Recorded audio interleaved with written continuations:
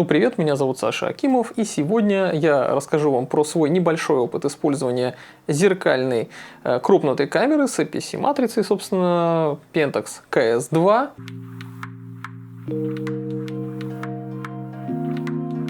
Только давайте не будем путаться, когда я говорю CS2, я имею в виду не Counter-Strike, который вышел после Global Offensive в Steam от компании Valve. Я, конечно, понимаю, что командные шутаны — это весело, но сегодня речь пойдет про достаточно редкие нынче зеркальные фотоаппараты. Ну, ибо кроме Pentax на сегодня никто больше зеркальных фотоаппаратов не выпускает, потому что все основные производители уже окончательно перешли на беззеркальные системы, уже абсолютно безвозвратно все это случилось.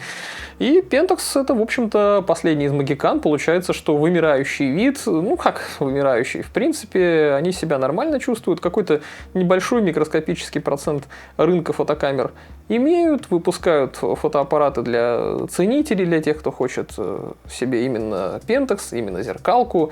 И, в общем, в этом проблемы какой-то я особо не вижу. Ну и, судя по всему, это всех устраивает, потому что Pentax не то чтобы оказался в какой-то ужасной ситуации, потому что он является на самом деле на рынке фотоаппаратов уникальной теперь системой. У них есть и полнокадровые камеры, к тому же. Может быть, когда-нибудь они разработают Pentax K1 Mark III, дай-то бог.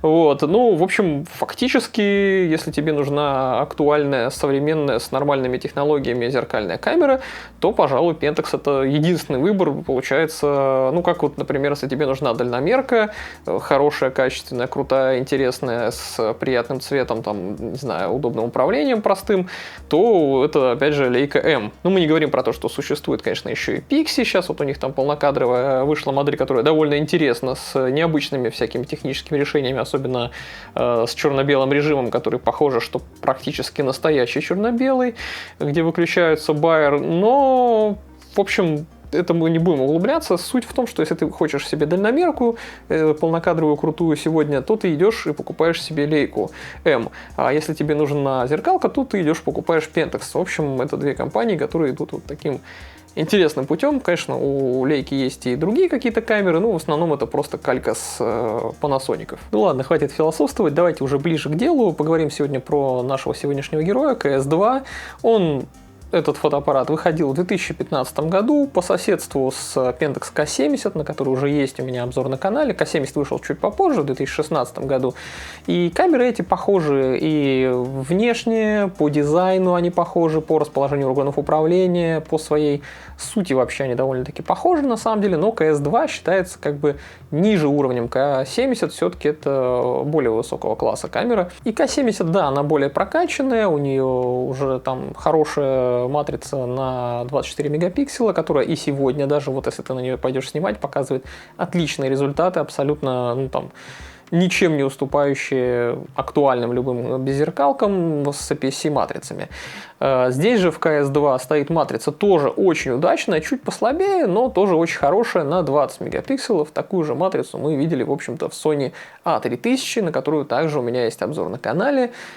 Очень хорошая матрица, к тому же у KS2 здесь убрали сглаживающий фильтр, так что картинка еще и дополнительную резкость приобретает. Вообще у Pentax KS2 был предшественник, ну, собственно, Pentax KS1, который в силу своей странности, своего нелепого дизайна, у него, да, была какая-то убогая ручка неудобная, с мигалочками, перделочками, какая-то, ну, то есть очень странный был дизайн. В силу вот этих вот обстоятельств он не стал популярной моделью. В общем, никто его особо не покупал, никто его не понял, да и, ну, честно говоря, я тоже не очень понял, зачем KS1 существовал. В общем, KS2 это работа над ошибкой, можно сказать, потому что здесь привели все в порядок, ручку сделали нормальной, эргономичной, удобной, ну там, не знаю, анатомически нормально рука на ней лежит, кнопки расположили более по-человечески, поворотный экран здесь появился, что тоже, несомненно, удобно, Live View здесь уже работает, контрастный фокус там может быть и не идеальный, но он, в принципе, фокусируется, то есть, если ты никуда не торопишься, там, например, цветочки снимаешь с какого-нибудь низкого положения, то это, очевидно, удобно. Ну, здесь, конечно, тоже пластиковый корпус, но он имеет хотя бы какую-то пылевлагозащиту. Уровень ее и степень вообще никак не заявлены. Скорее всего, это просто защита от легких брызг каких-то сверху. То есть камеру мочить можно только на свой страх и риск, опять же, да. Ну, лучше, когда хоть какая-то защита есть, даже если она не обозначена уж там каким-то определенным рейтингом, чем вообще никакой. Ну ладно, не будем лишний раз разглагольствовать. Давайте я уже сейчас камеру вам покажу. Там все подробно расскажу про кнопочки, крутилочки и прочее, где у нее что, как расположено, как что работает. Про это сейчас поговорим, но прежде всего вы сейчас перед этим проверьте, подписаны ли вы на канал, потому что сейчас просмотры вообще в принципе упали на 30% примерно, потому что, ну, ютубчик просел благодаря великолепному замедлению. Ну и я просто смотрю по статистике, что довольно большое количество людей смотрит без подписки. Так что, если вы еще не подписаны на канал, давайте исправьте эту оплошность. И вот после этого мы уже пойдем с вами смотреть на эргономику камеры.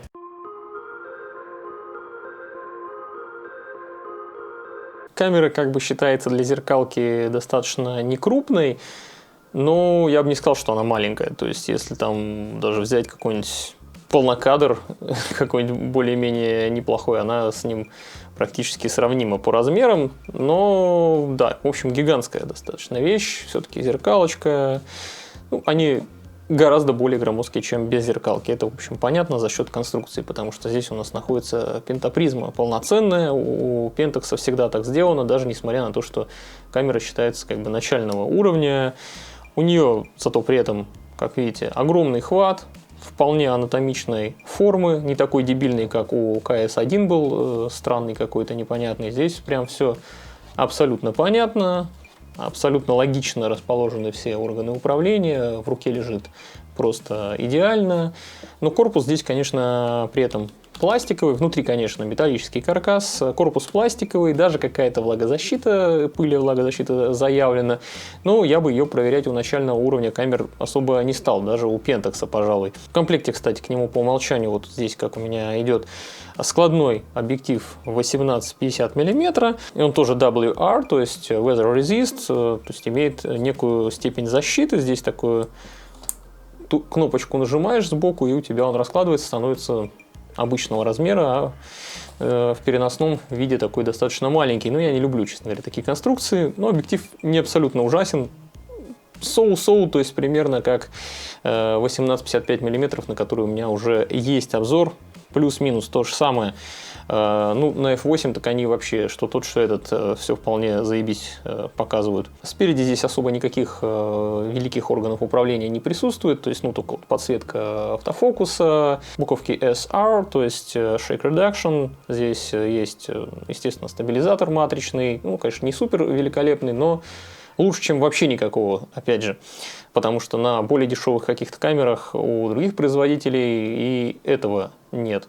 Ну и кнопка блокировки байонета. То есть вот спереди это, в общем, все, пожалуй. А корпус вообще в целом, внешне и по расположению органов управления очень похож на К70, на который у меня уже есть обзор. Ну, К70 это просто чуть более высокого уровня камера, более современная. Это чуть подревнее и чуть попроще. Но здесь тоже плюс-минус в тех же местах кнопки, крутилочки и прочее. У Pentax достаточно такой есть преемственность некая у дизайна. Давайте, наверное, посмотрим, что здесь находится с левой стороны. Есть разъем под микрофон, нормальный полноценный джек. То есть при желании можно писать видео с нормальным звуком. Также переключатель AF/MF сбоку расположен. Есть кнопочка RAW и FX. Ну, по умолчанию понятно, что это значит, что ты можешь выбирать, в каком виде ты будешь фотографировать, RAW или там качество JPEG, или эффекты какие-то можно накидывать, ну а также можно на нее какую-то другую функцию запрограммировать. Есть также кнопочка здесь, которая разблокирует встроенную вспышку. Вспышка довольно дохленькая, скорее всего. Я ее не использовал ни разу, поэтому без понятия, как она там работает. Сверху есть нормальный горячий башмак. Справа от пентапризмы находится колесико для изменения режимов. Режимы все стандартные для Pentax, которых тут прям дохерища, в том числе TAV присутствует. Также здесь можно в HDR еще два программируемых режима своих, каких угодно, типа можно поставить кастомных U1, U2. Ну, конечно же, зеленый авторежим присутствует, это для начинашечек. Ну, и отмечу, что колесо это довольно легко крутится на самом деле, то есть оно не то чтобы сильно тугое. Это мне не очень нравится, но я, по крайней мере, его не сбивал. Но оно в целом не выпирает же из камеры, поэтому оно, наверное, и не сбивается. Есть кнопочка такая с подсветкой, на которой большая достаточно кнопочка, на которой написано Wi-Fi. Да, здесь можно установить там какое-то Wi-Fi соединение, скидывать по приложению фоточки. Это, конечно, все супер классно, весело и молодежно, но мне нахуй не надо. Также рядом фирменная зеленая кнопка, на которую можно повесить любые какие-либо функции, перепрограммировав их в меню. И рядышком кнопочка, отвечающая за экспокоррекцию. Кнопка спуска очень приятная, с хорошим, уверенным таким полунажатием. Она тоже подсвечивается при включении. Можно это выключить, если это бесит. Она, в общем, светится зелененьким, если ты просто включил. Но здесь они сделали дурацкую такую штуку. Вот такое греховное дело. Повесили сюда не репетир диафрагмы подпружиненный, когда ты делаешь так в эту сторону, как это было раньше у пентаксов, а сделали переключение в видеорежим.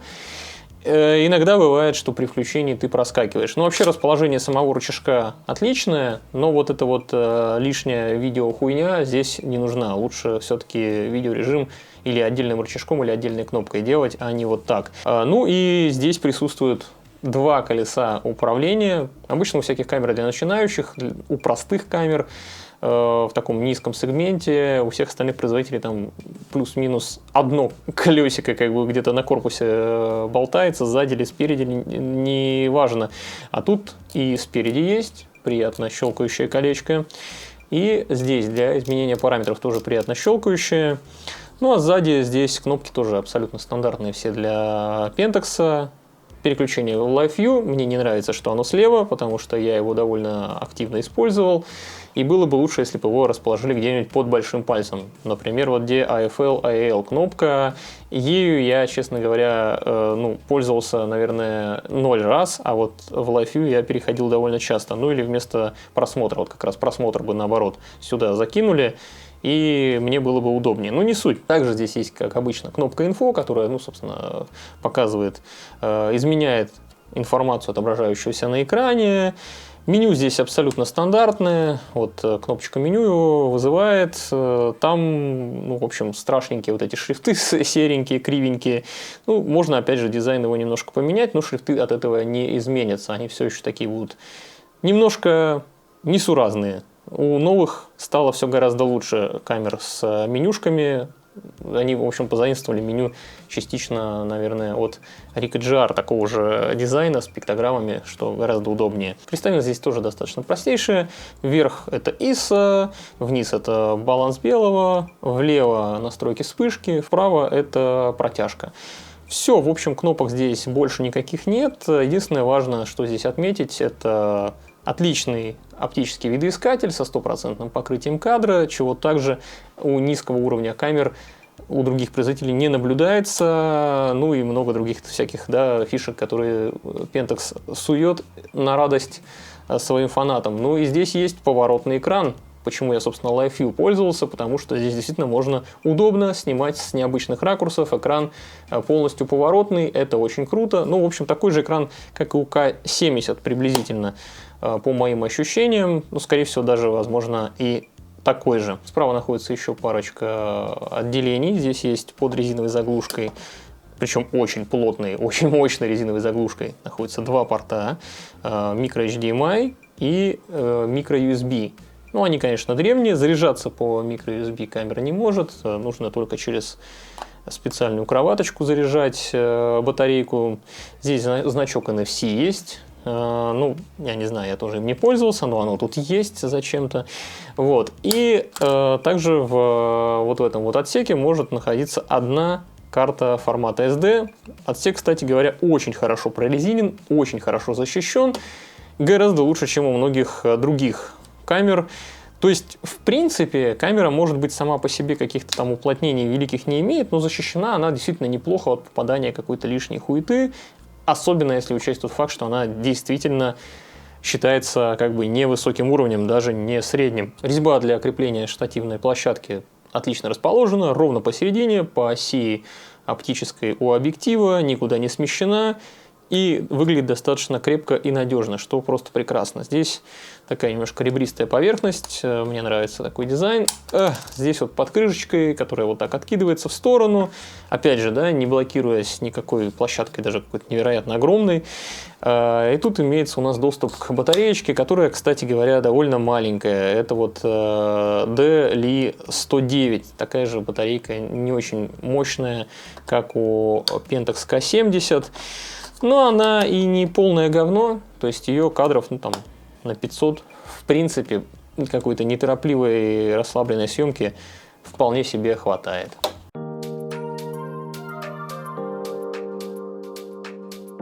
Самое плохое, что есть в камере EOS-2, это ее автоматическая фокусировка. Здесь очень херовый датчик, очень косой, кривой. Автофокус постоянно мажет, тупит, что-то елозит, пытается что-то изобразить. У него во всей красе проявляется бэк, фронт, фокус. В общем, огромное количество промахов, косяков, тормозов. Все это связано с автофокусом. Если ты визируешь через видоискатель, благо у камеры все-таки есть уже нормальный современный Live View, можно в него переключиться. И да, контрастный метод фокусировки тоже чудовищно медленный, но хотя бы он попадает туда, куда ты наводишься. Можно сделать по одной какой-то небольшой точке и туда спокойно наводиться и не бояться, что ты промахнешься. В общем, решение есть, но фокус, прям скажем, ужасен. Хотя, не знаю, я, в принципе, с контрастным фокусом этим даже какой-то стрит от бедра смог поснимать. Конечно, он довольно косячный зачастую, где-то мисфокус произошел, где-то какие-то смазы, потому что там выдержка была у меня не та, которая нужна. Ну, в общем, не суть. Я не считаю, что там прям все как-то очень уж ужасно. Если приноровиться, то можно и на эту камеру, в общем, что-то более-менее динамичное попробовать снять.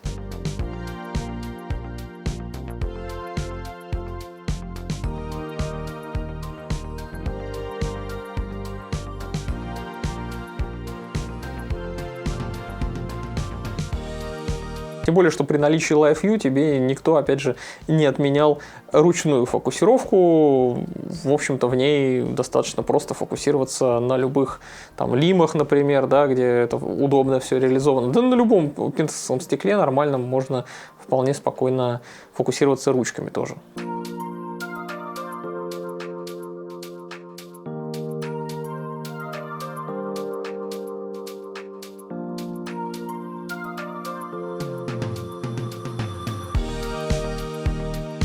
И забежим немного вперед, скажу, что цвет кожи у людей, в общем-то, нормальный, но он именно нормальный. То есть мне хотелось бы все-таки немножко какой-то художественности, может быть, приукрашенности, как это, например, там какой-нибудь Nikon или Canon делает. Даже Сонька современная более-менее как-то кожу пытается приукрасить, сделать ее посимпатичнее, а здесь получается картинка слишком реалистичная, и, ну, типа, кожа выглядит, как она выглядит в жизни, это скучно, это неинтересно, и это скорее даже минус, наверное, но это все вкусовщина, но мне просто хотелось бы, чтобы кожа была посимпатичнее, скин-тона как-то поинтереснее.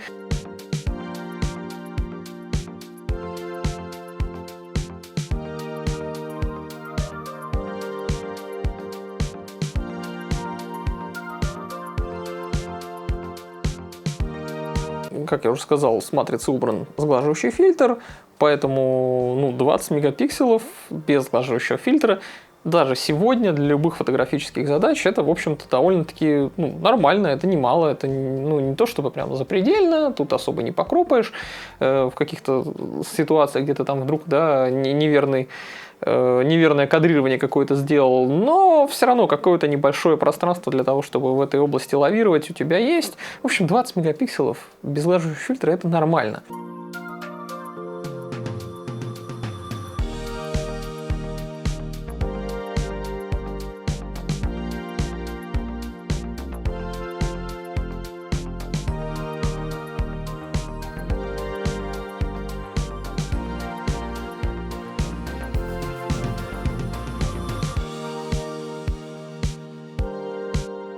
Причем резкость на камере этой заметна, абсолютно вот видна невооруженным глазом, даже при условии того, что я использовал CS2 с тем, что в комплекте объектив шел 18-50, вот это со складной конструкцией, он далеко не выдающийся, этот объектив, он очевидно хуже, чем 18-55 WR, хотя у него тоже имеется влагозащита, но при этом еще складная конструкция, которую я терпеть не могу. Ну, в общем, ладно, докапываться до объектива нет смысла, он становится более-менее нормальным, выравнивается при закрытии дырки до f8, то есть, ну, в принципе, он не является идеальным и даже на f8, все равно углы немного слабоваты. Но все же, я известный поборник закрытой дырки, так что, сами понимаете, большинство картинок у меня все равно в любом случае делались бы на f8, как и в случае вот этого объектива.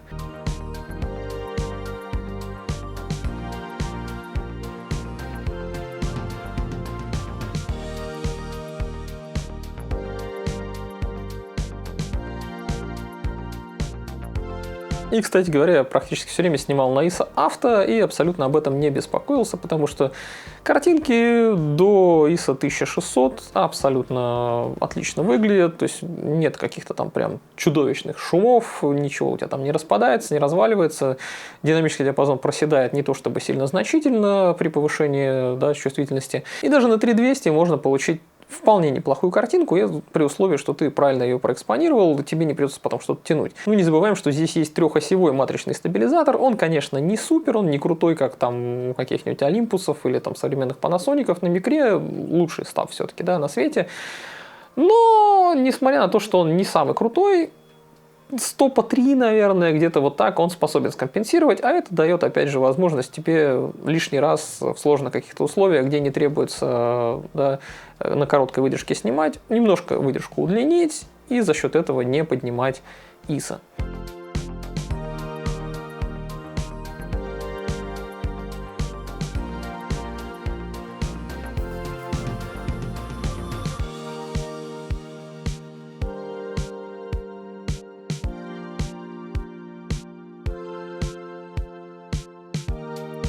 Динамический диапазон у камеры просто отличный, соневская матрица выдает прекрасные результаты даже сегодня, даже спустя 10 лет после ее выхода. Ну, вот эта 20-мегапиксельная матрица, она одна из самых удачных. На самом деле, ну, вот самой клевой, конечно, матрицей я считаю 16-мегапиксельную соневскую матрицу. Она прям была вау, вообще классная. Это была прям прорывная вещь, которая действительно подняла там до огромных высот возможности поднимать ISO, подняла динамический диапазон, приблизила максимально к полному кадру все кропнутые камеры. Ну, 20 мегапикселов она чуть послабее, но не сильно. То есть я не знаю, сколько здесь стопов динамического диапазона, но картинки очень гибкие, у них прям в тенях, в цветах, в информации дохерища. И я скажу сразу, что матрица не сильно хуже самых современных актуальных каких-то камер с APS-C-сенсорами.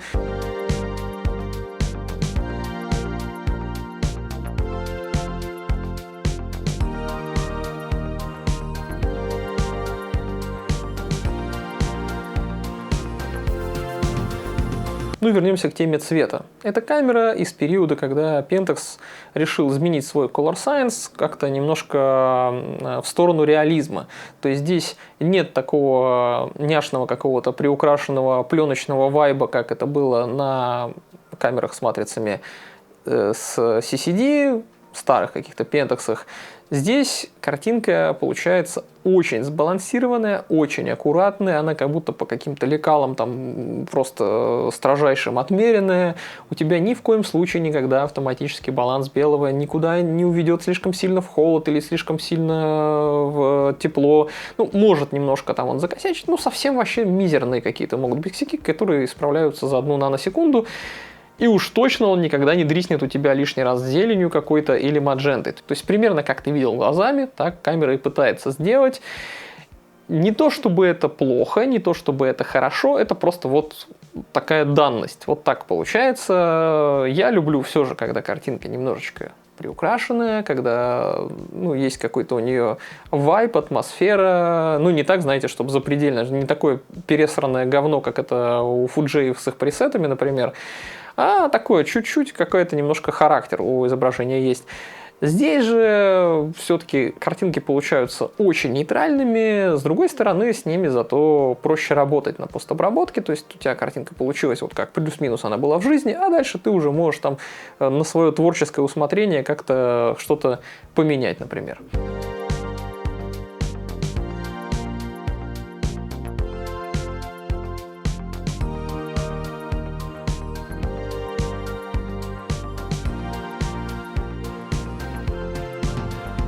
Реально впечатляет то, какое огромное количество труда, огромное количество, не знаю, наверное, человека часов было потрачено на то, чтобы добиться вот такой аккуратной, предсказуемой картинки. То есть не то, чтобы она мне прям больше всех на свете нравится, но я могу оценить те старания, которые были вложены для того, чтобы добиться именно такого Color Science. Короче говоря, Pentax CS2 это хорошая, нормальная такая зеркалка среднего уровня.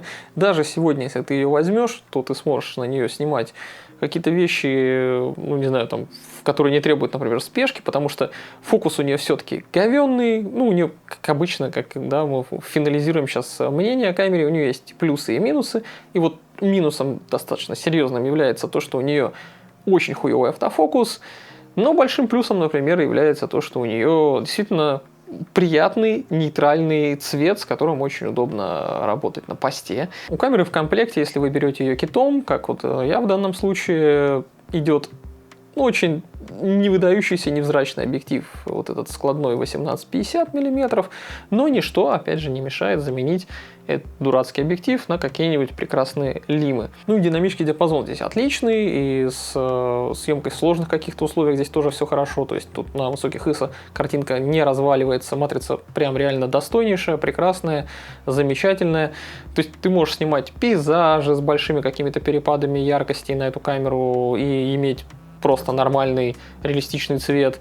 К тому же здесь есть матричный стаб, чего вообще-то в камерах подобного уровня никогда не найдешь. Затвор способен отрабатывать выдержки в 1/6000 секунды, в отличие от остальных, где 1/4000, как правило, что все-таки делает чуть более легким использование каких-то объективов с большей светосилой в дневное время, в яркий какой-нибудь день. И, пожалуй, положительных каких-то качеств у Pentax CS2 все же ощутимо больше, чем каких-то отрицательных. То есть, если мы не будем заморачиваться насчет фокуса, думать о том, что он прям плох, и взглянем на то, какие есть положительные стороны у этой камеры, то она, в общем, не кажется такой уж стрёмной. Единственное, что вызывает небольшие вопросики, это ее прайс сегодня на вторичном рынке. Он несколько завышенный. Сейчас вообще на все довольно завышенные цены. Но, наверное, все-таки CS2, ее не очень много предложений, она довольно редкая. Ну, на вторичке ее прям сложно найти. Я вот урвал себе по случаю, как-то вот получилось, увидел человек, продавал за гораздо больше прайс, чем я в здравом уме бы готов был заплатить, но мне очень хотелось ее попробовать, поэтому я все-таки купил, при том, что она еще была с проблемами, у нее была проблема черных кадров, которую я, конечно же, решил, там, за некоторые прайс, так сказать, мне человек отремонтировал это, потому что сам бы я в камеру не полез ни в коем случае. В общем, если нет у тебя великой нужды в невероятном быстром автофокусе или там слежении по глазам и прочему, а ты просто снимаешь какие-то вещи спокойные, не знаю, там, и не напряженные, то Pentax CS2 поможет тебе получать прекрасные результаты. Я вот сейчас конкретно кайфую от Nikon D50. У него прекрасная, замечательная матрица на 6 мегапикселов, CCD-шечка с охуенным цветом и прямо из камеры. В общем, не знаю, ничего в ней там супер выдающегося, конечно, нет, но она просто приятная. Это камеры, которые можно использовать, в общем, для души. Ну ладно, хватит уже лирических отступлений. Подписывайтесь, ребят, на канал, чтобы не пропустить новые видео. Ставьте лайк, если вам нравится то, что я делаю. Обязательно пишите в комментариях, что вы думаете по поводу того, что происходит с Pentax. Интересно ли вам пользоваться зеркалками? Любите ли вы их? Или уже все, до свидос, как бы только без зеркалки рулят? Ну, а я с вами прощаюсь. Желаю вам хороших снимков. Пока.